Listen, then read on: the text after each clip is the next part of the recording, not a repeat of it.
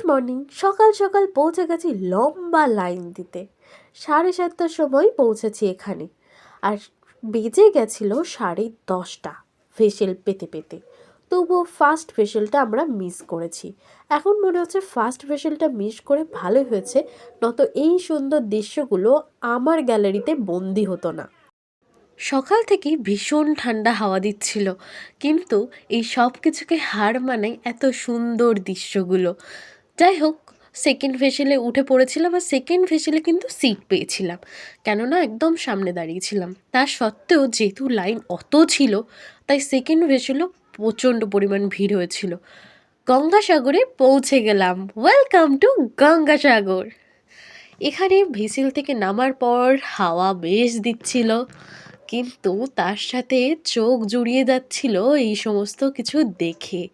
এখান থেকে পৌঁছে গেছিলাম বাস স্ট্যান্ডে, কচুবেড়িয়ার বাস স্ট্যান্ড। সেখান থেকে একটা গাড়ি বুক করে নিয়েছিলাম আমরা সবাই। তারপর গাড়িতে গল্প করতে করতে দিদির বানানো ভেজিটেবল চপ খেতে খেতে পৌঁছে গেছি। গাড়ি থেকে নেমে দেখছি হোটেলগুলোতে এরকম রুটি ঝুলছে, ফুলকো ফুলকো রুটি, আর একটা করে লোক সামনে দাঁড়িয়েছে আর ডাকছে সবাইকে, যেটা সত্যি হাস্যকর লেগেছিল। আর এই ছিল নাগা সন্ন্যাসীদের ঘরগুলো, একদম মন্দিরের কাছে।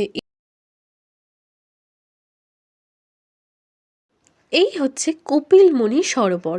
এখানে বাছুর দেখতে পেয়ে তো দিদি আর বনু দুজনে মিলে ভালো করে আদর করে দিল। এগুলো হচ্ছে ডালাঘর, এখান থেকে পুজোর সামগ্রী কেনার জন্য। তো আমরা ডাইরেক্ট চলে গেছিলাম আগে সমুদ্রের ধারে, কারণ আমাদের সবাইয়েরই ইচ্ছা ছিল যে চান করে শুদ্ধ হয়ে একদম তারপরেই পুজো দেব।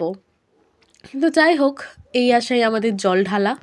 কেননা এখানে তো প্রথমত ঘাট আমি খুঁজে পাচ্ছিলাম না, শোলা পোতা, তাও শোলা পেরিয়ে নেমেছিলাম। কিন্তু সবচেয়ে বড় যেটা সমস্যা, এখনও পর্যন্ত সবেমাত্র বাঁশ গুটিগুলো পুঁতেছে, এখনও পর্যন্ত কোনো ঘর ওরা করেনি। সাগর মেলা আসলে ওরা তখনই করবে, মানে এখন থেকে প্রস্তুতি শুরু হয়ে গেছে, কিন্তু এখনও পর্যন্ত ঘরগুলো হয়নি। যার জন্য ড্রেস চেঞ্জ করার কোনো জায়গাই ছিল না, শুধুমাত্র আমাদের এই ছোট্ট বনুটা চান করতে পেরেছে। ওর একারই পুণ্য হয়েছে অ্যাকচুয়ালি, লোকে আসে সাগরে চান করতে, আমরা করিনি সেটা। যাই হোক, তো ওখান থেকে বেরিয়ে গেছিলাম টুকটাক কেনাকাটি করতে। এই হাটটা আমি নিয়েছিলাম, দিদি একটা শাঁখ নিয়েছিল। তো ওই টুকটাক কেনাকাটি করে আমরা চলে গেছিলাম পুজোর ডালা কিনতে। সেই ডালাঘরগুলো দেখালাম ওখান থেকে। তো ওখান থেকে ডালা নিয়ে মন্দিরের ভিতর প্রবেশ করেছি। জানো তো, আমার না একটা কথা মনে হয়, মন্দিরে ঢুকলে না একটা নিজের মনের ভেতর একটা আলাদাই শান্তি অনুভব করি আমি। আমার মনে হয় এটা বোধহয় সবার মধ্যেই হয়, তাই তো আমরা পুজো দিতে যাই, সে যে কোনো মন্দিরই হোক না কেন, একটা আলাদাই শান্তি অনুভব করি, একটা আলাদাই স্নিগ্ধতা থাকে, একটা শান্তির ভাব থাকে। তো এখান থেকে পুজো দিয়ে এখান থেকে বেরিয়ে পড়েছিলাম ভারত সেবাশ্রমের উদ্দেশ্যে। ভারত সেবাশ্রমে গিয়ে টুকটাক একটু ছবি টবি তুলে ওখান থেকে বেরিয়ে গিয়েছিলাম কিছু খাওয়া দাওয়া করতে।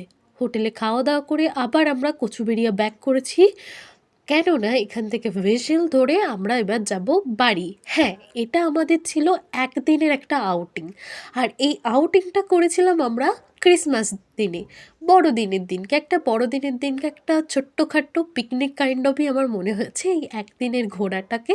ভীষণ আনন্দ হয়েছে, আর যখন ফ্যামিলি সঙ্গে থাকে না, গল্প গুজব ইয়ার্কি ঠাট্টা তো চলতেই থাকে, আর এত সুন্দর দৃশ্যগুলো মন ছুঁয়ে যাওয়ার মতো।